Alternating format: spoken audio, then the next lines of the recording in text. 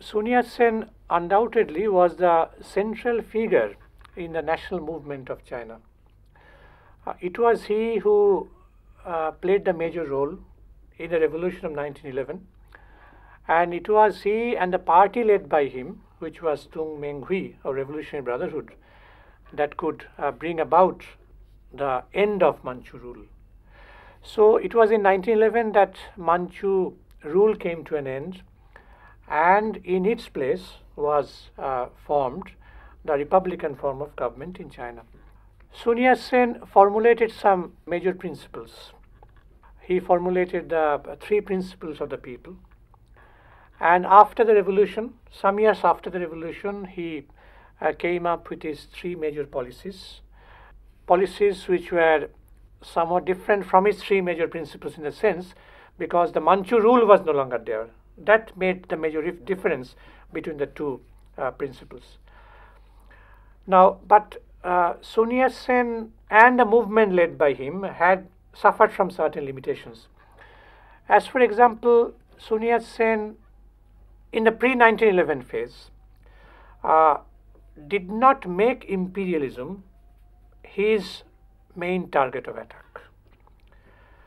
In fact, he avoided making attacks on foreign powers, because he felt that that might lead to the intervention by foreign powers, which would be detrimental to the revolution of 1911. That was one limitation. And the other point is that he could not address the problems of the peasantry. He was concerned with urban problems and not with rural problems. That was his limitation. Now, and it was because of these limitations and other factors also that the revolution of 1911 was incomplete, and imperialist control remained in China. Feudal system also remained intact. Only the fact is that the Manchu rule was not there. That was the major difference. Now, it was these limitations which were overcome later by the Communist Party of China under Mao Zedong's leadership. And it was Mao and the party that he led that ultimately carried forward Sun Yat-sen's principles to some extent, and ultimately could accomplish the new democratic revolution of 1949. Sun Yat-sen was born in 1866 in a peasant family in village Choihung, district Xiangshan in the Guangdong province of China. And like all Chinese, he received his elementary education in a primary school, and then he was taken to the Hawaii Island by his elder brother, where he enrolled himself in a missionary school where English was the medium of instruction. And after some years of study in Hawaii, he returned to his native village, but by then his horizons had been widened, and so he found it very difficult to adjust himself to the secluded, restricted village life. And so the need for further studies naturally led him to shift to some other place. And it was in 1883 that he went to the British colony of Hong Kong. Hong Kong was a colony which was controlled by Britain after the signing of the Treaty of Nanking in 1842, we have pointed out earlier. And there he continued his education in English, and in 1884 he embraced Christianity. And he got himself admitted in a hospital, in a Canton hospital as a medical student, and he got a medical degree. From the 1890s, as we have pointed out earlier, demands had been raised from the side of the intellectuals, new bourgeoisie, about reforms. Something must be done to bring about reforms. And these ideas gain ground among the Western educated people, among the commercial people, particularly who had been living in the port cities, particularly in the port cities. And Sun Yat-sen, along with his associates, they also prepared some proposals, formulated some proposals for reform, which they handed over to some of the important Manchu officials with the hope that these would be reciprocated positively. But all these demands ended in failure. And the failure of such attempts made Sun Yat-sen realize that these would be of no avail, and that something different should be done, and that what was needed was to bring about a revolutionary overthrow of the existing social order, existing Manchus particularly. Now, Sun Yat-sen set up his revived China Society, or Sing Chung Hui, and that was in 1894. It was set up in Honolulu. In fact, this organization was China's first bourgeois revolutionary organization. And initially it started with 20 members with representations from different provinces. Meanwhile, China had been defeated in the hands of Japan in the Sino-Japanese War of 1894-95, and the Treaty of Shimonoseki was signed, which was one of a long series of humiliating treaties that China was forced to sign with the Western powers. And this Treaty of Shimonoseki was a flagrant interference in the internal affairs of China. It undermined China's suzerainty, as of course was the case in the earlier treaties also. And so people responded. There was popular discontent, and there were many outbreaks, revolutionary outbreaks against the Manchu dynasty, against the Manchu rule. And revolutionary uprising was planned in Canton by Sun Yat-sen himself, but that plan was exposed. And so Sun Yat-sen became a fugitive in China, and a high price was declared on his head. Now, faced with such a situation, Sun Yat-sen left China and he went to Europe. He first went to England, he went to London. He went there in 1895 and stayed there till July 1897. While he was in London, he studied in the British Museum. It was there that he came to be acquainted with the ideas, the writings of a large number of Western intellectuals, political scientists, philosophers, such as Karl Marx, Adam Smith, Spencer, Mill, as also many others. The socialist movement made a deep impression on his mind. And he not only studied, he also visited the slum areas. He was witness to many democratic movements that had been taking place in England. And he not only stayed in England, he also went to other European countries. And his observations he noted in his autobiography. What he felt is that even though democratic form of government was established in Europe, in England and other countries, the people in Europe, in the countries of Europe, were not at all happy, because there were many oppressed people also. The workers were there, and he was witness to the plight of the working class who had been living in the slum areas during that period.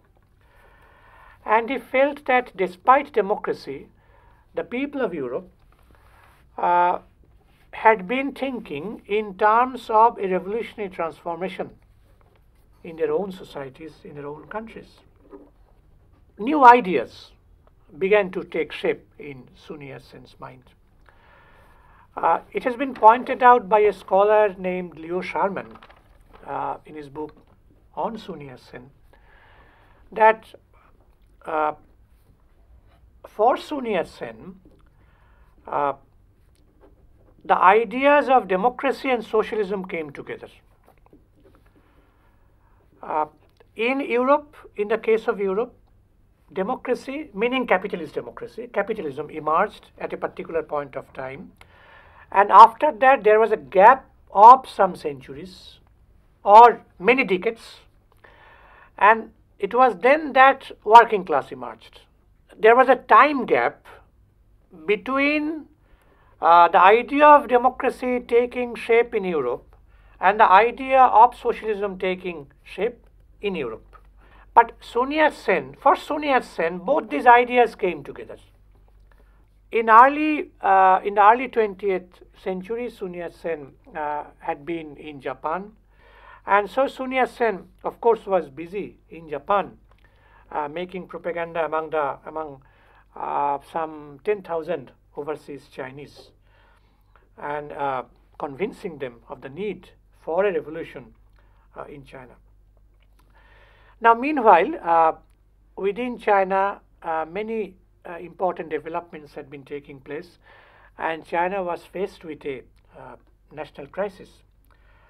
Foreign aggressiveness was receiving no check, and Sun Yat-sen felt that the humiliation of the court, Manchu court, definitely offered an opportunity for making revolution.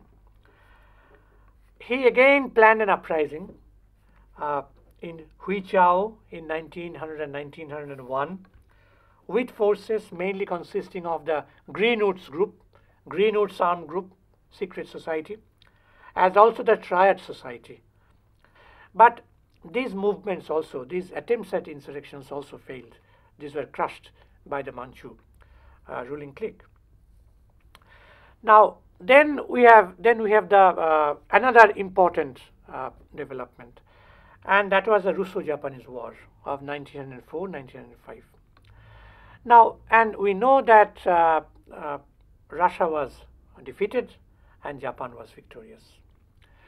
The Chinese people could never forget the humiliation that they had to suffer when they were defeated in the hands of Japan in 1894-95.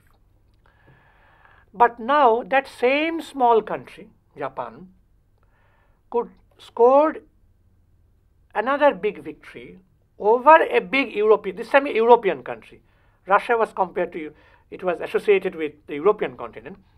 If Japan could defeat such a big European country like Russia, then there was no humiliation in China, which had suffering another humiliating defeat in the hands of Japan. So it removed the sting of China's own defeat suffered at the hands of Japan only 10 years before, only a decade before.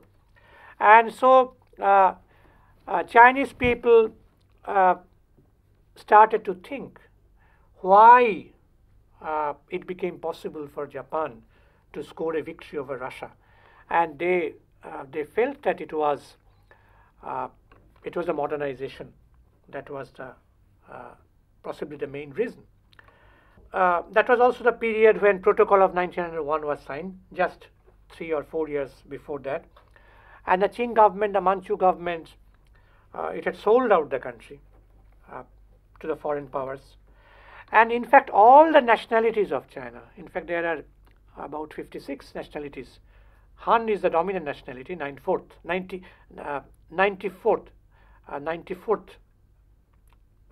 percent, 94, and the rest belong to the other small nationalities. So all the nationalities, not just the Han, but all other small nationalities. Manchu was also another small nationality in China. Now, all of them wanted that the Manchu rule should come to an end, and there should be basic change in the situation, in the political situation. And since it was a new situation, the new situation demanded the formation of a new political party for the bourgeois revolution, a new democratic party, revolutionary party, and that revolutionary party was a Revolutionary Brotherhood, or Tung Meng Hui. We have another scholar, Shifrin by name. He also wrote on Sun Yat-sen. Now, Shifrin points out that Sun Yat-sen's main thesis was that all these anti-dynastic efforts should be unified.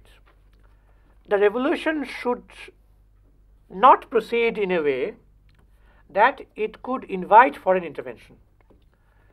One has to move in a way that could forestall foreign intervention. That was very important, so that they could not find any pretext for intervention. And this Tung Meng-hui was, of course, formed in 1905, 30th July 1905, under the leadership, of course, of Sun Yat-sen. And this Tung Meng-hui adopted a program of revolution, and this program of revolution consisted of 8 documents, including the manifesto of the military government. That was one important document, and other was manifesto to the world, and it also adopted policies for general administration, foreign affairs, particularly armed uprisings in the various parts of the country. The main essence of Tung Meng-hui's political program lay in one slogan. One is, and that is to drive out the Manchus, restore Chinese rule, set up a republic, a republican form of government, and equalize land rights. These were the 4 basic principles on which the Tung Meng-hui program was based. And it was from this slogan that Sun Yat-sen developed his 3 principles of the people. One was people's nationalism, the second was people's democracy, and the other was people's livelihoods. The most important element in these 3 principles of the people was that it wanted to free the peasantry from feudal control, from feudal yoke. And it played an important role in assailing the feudal system. It could not do away with it, no doubt about it. But it raised the demand. The attack was against the feudal system. There is no doubt about it. Some historians also point out that his program also contained elements of socialism. That is one view. But such a view has been contradicted by scholars like Israel Epstein. Israel Epstein points out that the socialist label put on it is illusory, simply because his program did not take into consideration the role of the working class. Without taking into consideration the working class, you can never talk about socialism. And the second limitation was that it ignored the link between foreign imperialism and feudal reaction in China. The Manchu rule, the feudal reaction, it was very much tied up with foreign imperialism. That could not be identified. These were the 2 serious limitations. Now, the first principle, as we have pointed out, was the principle of people's nationalism. And it aimed at the overthrow of Manchu rule and the establishment of the republican form of government. Sun Yat-sen's second principle was the principle of people's democracy.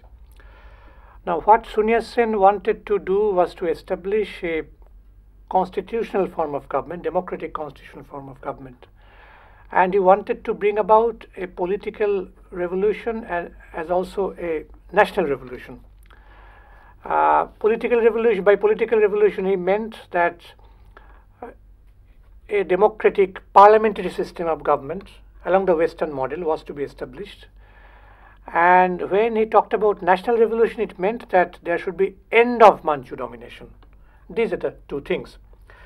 The third principle was the principle of people's livelihood, and it reflected the social aspect of the program.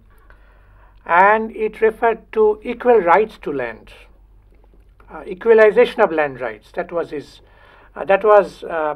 that was one important component of the Tung Meng Hui program, and it meant the nationalization of lands.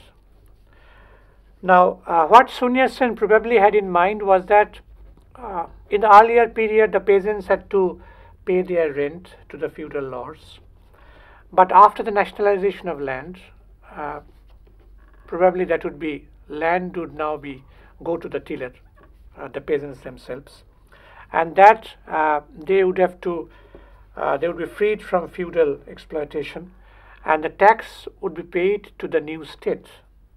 No rent to the feudal lords, and tax to the new state.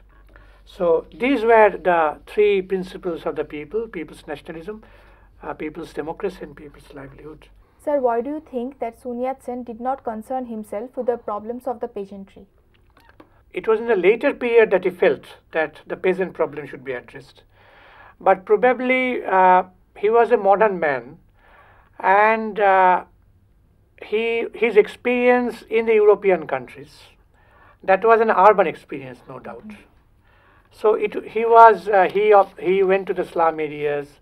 He observed the movements of the workers, democratic movements of the workers, and probably he did not have any experience of the peasant movements in the Western countries. So he felt that a parliamentary form of government, end of Manchu rule, that could be done with urban people alone. I don't think that it is very difficult to say, but he was concerned with urban problems. You can consider it to be his limitation. But later on, of course, his realization came later. It is not that if he, at no point of time in his life, did he consider the peasant question to be an important question. But his realization came later. That could happen anytime. So, following on her lines, I would like to ask you, is it really true that he didn't concern himself with the cause of the peasantry, but his principles, like when he's talking about the equalization of land rights and nationalization of lands, don't they reflect some concern for the peasants? No, he did not make any organization among the peasantry, there is no doubt about it. But despite the fact that he talked about equalization of land rights, what followed from that concern is to extend his organizational network to the rural areas, to the countryside. But that he could not do. But probably he was not very sure about how to address the peasant question. That definitely it must have been in his mind, but it was no clear-cut concept, only a vague idea. And since he talked about anti-Manchu revolution, he was more concerned with that thing, with making propaganda among the military students, among the overseas Chinese, particularly for money, financial assistance, as also among the clerks, other urban people, etc. So he was, yes, that was there, but it could not be fully addressed. That we can say.